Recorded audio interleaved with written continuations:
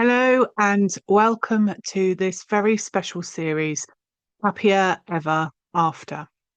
Before we go any further, I want to say something important. This series talks openly about life after the death of a partner. There are no graphic details, but please listen in a way that feels supportive for you. This episode is not about the moment my husband died. It's not about reliving that night. And it's not about details that could be distressing or overwhelming. This episode is about what came after, about the journey of surviving loss, living through the long middle, and slowly finding a way forward when the life you planned no longer exists. I'm sharing my story here, not because it's unique and not because it's the most important one in the room, but because it's the reason this series exists. And because I want you to know from the very beginning that I'm not speaking to you just from a position of theory and expertise. I'm speaking to you from lived experience, reflection, and years of walking alongside others in this space. My husband died suddenly from a cardiac arrest at home. There was no warning, no illness, no gradual adjustment. One ordinary day, we were a family moving through the rhythms of work, school, and evening routines. And the next, my entire world had changed. I'm not going to describe that night in detail. What matters is not the event itself, but what it did to my body, my mind, and my sense of reality afterwards. In the early weeks, shock dominated everything. Not shock as an idea, but shock as a physical state. My body shut down. My brain didn't function properly. I couldn't read words and make sense of them. Conversations washed over me as if I were underwater. People would speak and I could hear them, but I couldn't always process what they were saying to me.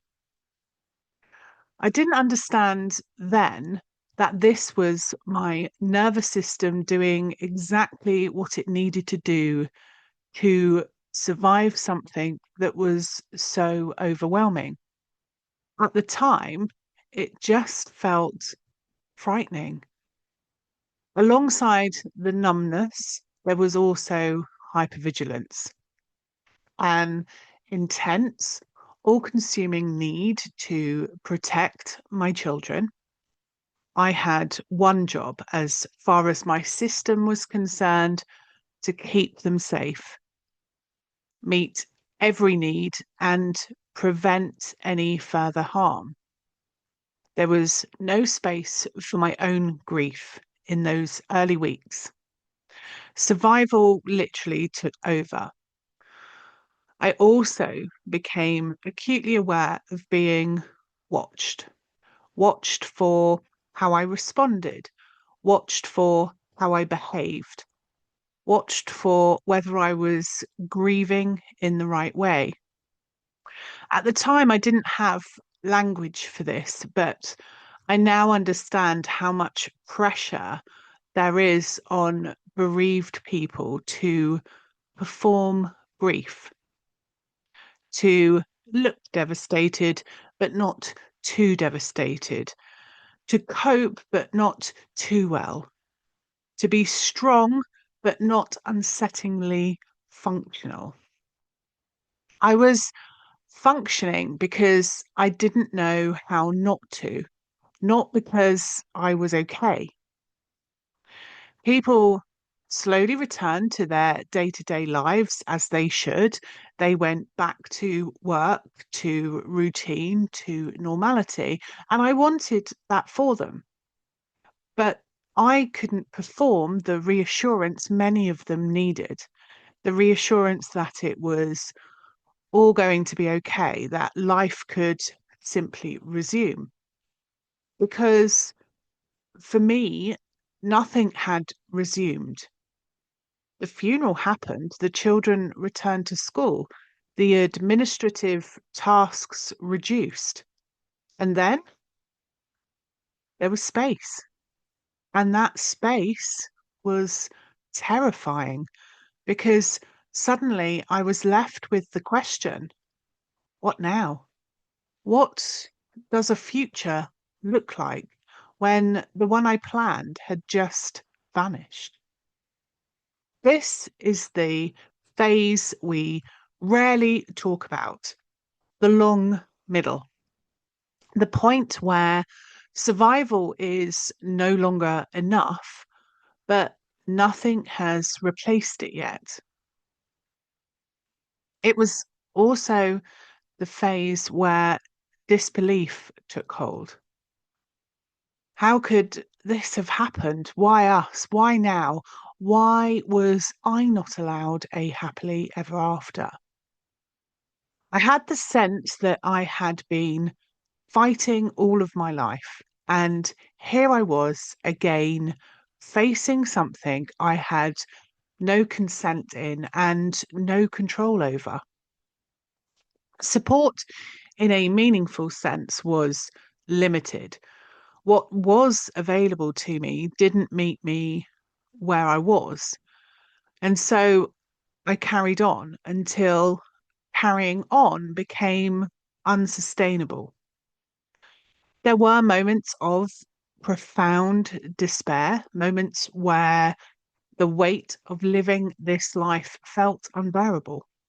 I won't go into detail here because what matters is not how dark it got, but that it did, and that I needed help. There was a moment where I recognized that I was slipping too far, and that recognition mattered. Help came, and I remain deeply grateful for that. Looking back now, there were two moments, quiet at the time, but that became anchors for everything that followed. The first was a promise. Sitting with my husband after he had died, I made a promise. I didn't know how I was going to do it. I had no plan, no clarity. I promised that our dreams for our children would still come true, that his death would not be the end of their happiness. This would not define how his life was remembered. The second moment came later, after survival had begun to collapse. I caught my own reflection and said very simply, I have a choice. I could give up and live in this state, or I can fight.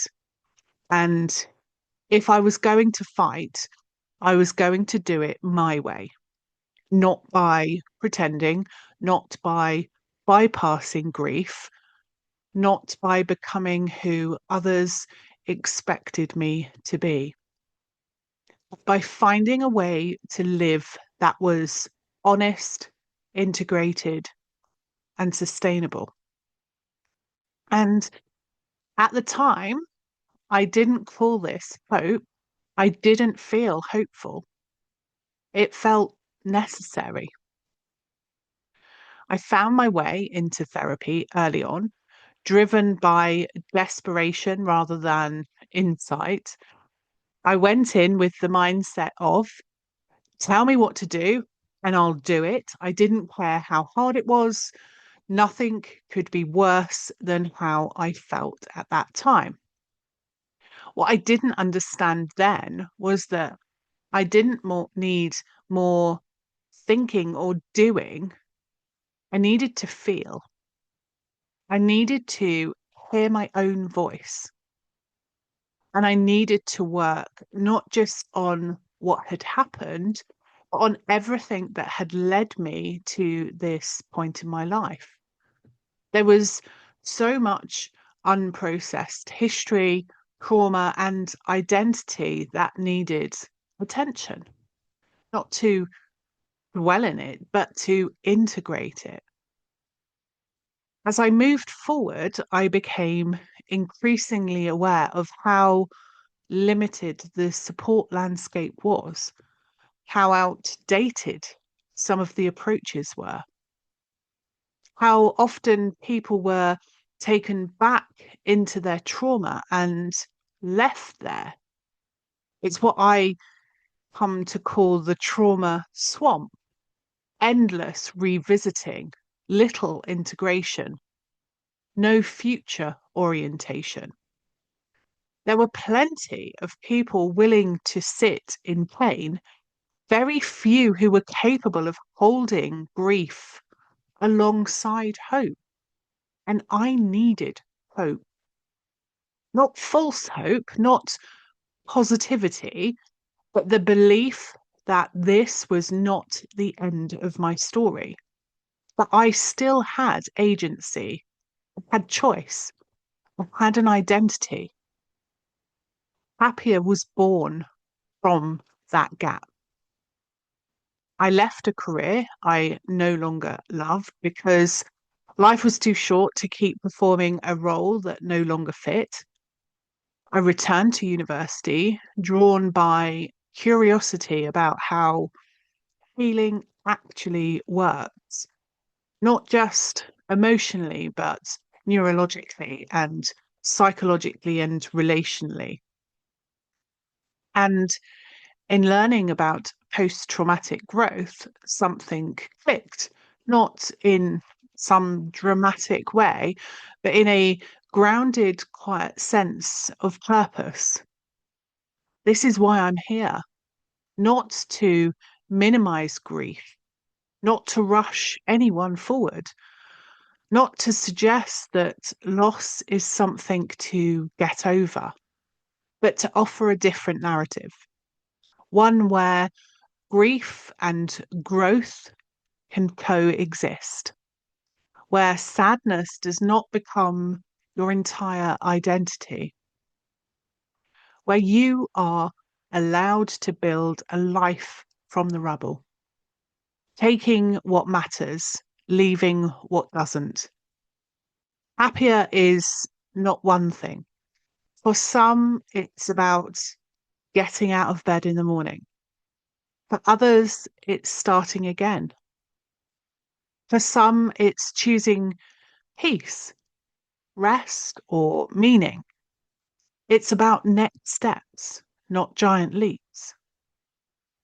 This series is for those who have stabilized enough to ask, is this really it? Is there another way to live with this?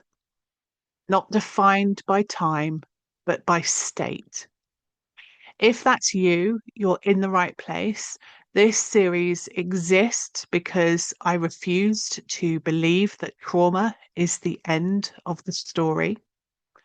And because I know from lived experience that survival is not the same as living.